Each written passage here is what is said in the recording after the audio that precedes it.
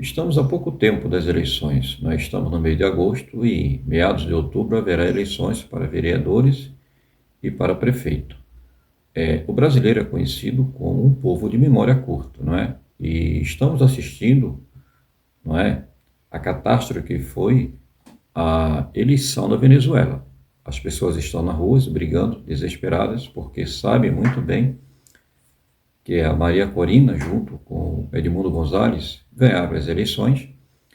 Portanto, o tribunal responsável pela contagem e divulgação oficial do Estado, que é o Tribunal Legislativo Eleitoral, noticiou que, oficialmente, né, que o Nicolás Maduro ganhou as eleições com 51,02% dos votos, o mesmo resultado do Lula aqui no Brasil, e bastante coincidência isso, né, pessoal?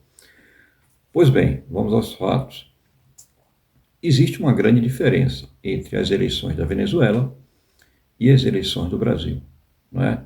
Na verdade, não é uma grande diferença, é uma pequena diferença, mas que dá um significado na contagem e na publicidade. Acontece que a urna utilizada na Venezuela é a que nós conhecemos como urna eletrônica de terceira geração. E no Brasil é a urna eletrônica de primeira geração. Qual a diferença dessas urnas? Esta de primeira geração, que é a nossa, ela faz a contabilidade dos votos apenas, não é? Como uma máquina, como um computador, mas ela não imprime os votos, não é? Ou seja, a da Venezuela, elas contam o voto, faz a contagem no local, em locus, e em seguida imprime esse voto. Esse voto impresso é colocado numa urna à parte, ou seja, depositado numa urna, preservando o sigilo do voto. Né? Ou seja, os fiscais que fazem a contagem ali em locus, né, da votação naquela ata, no caso da Venezuela, e aqui na zona eleitoral, que daria o boletim de urna, que é o resultado dessa contagem, eles fazem a contagem físico, do voto físico, impresso. E ali mesmo no local, eles comparam com a contagem do voto digital da urna. Comparam, se tiver algum problema, é registrado ali mesmo. Né? Normalmente não dá diferença, ou seja, o resultado do voto digital do computador bate, se equipara à contagem do voto físico. Então, ali no local, tanto os fiscais como as pessoas, né, os eleitores, que estiverem ali, esperarem, procurar saber até o final da votagem daquela região eleitoral, eles sabem exatamente, após o final da votação, quem ganhou, né? No caso lá, se foi o Nicolás Maduro, se foi Edmundo Gonçalves.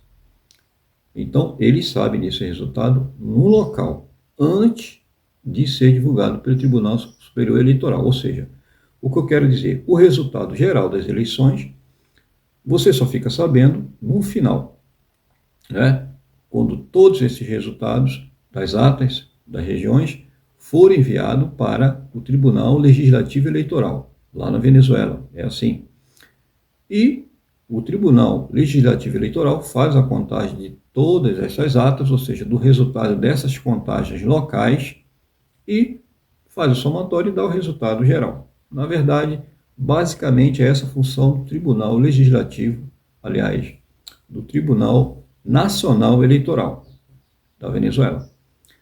Aqui no Brasil não é muito diferente, né? Apenas o fato de que aqui nós não temos o voto impresso, ou seja, essa contagem em locus não acontece, né?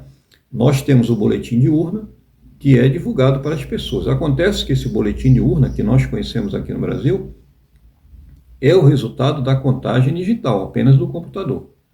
Então, assim, se o computador tiver um programa, né, tem lá um logaritmo que programaram erradamente que 2 mais 2 é igual a 5 ou é igual a 6, o resultado do boletim de urna já sai errado. Né? Por isso, há necessidade de ter o voto impresso. Então, quando se fala em voto impresso no Brasil, não é coisa de gente bitolada ou de gente alienada, não. É simplesmente você ter a certeza de que você não está sendo roubado ou lesado. Né? Então, próximas eleições, No Brasil foi institucionalizado pelo Supremo Tribunal Federal que o voto impresso é inconstitucional. Ora, essa decisão é para enganar tolos, não é?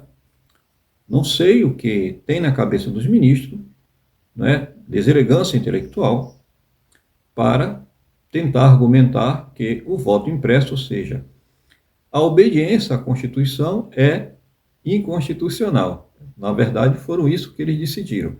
Porque no artigo 37 da Constituição, você vai lá e confira.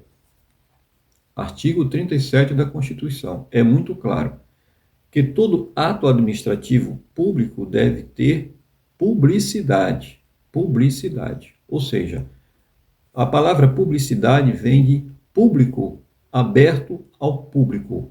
Então, a contagem do voto, não é? O voto, que é por excelência o exercício da democracia, não é? Afinal de contas, é através do voto que nós escolhemos quem governa o país.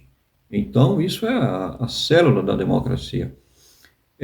Como nós sabemos se nós estamos realmente elegendo os nossos candidatos, se a urna está contando errada? É um ato administrativo, então precisa de transparência, precisa de publicidade.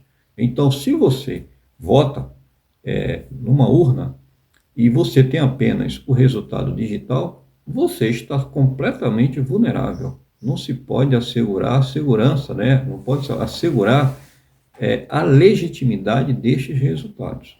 Né?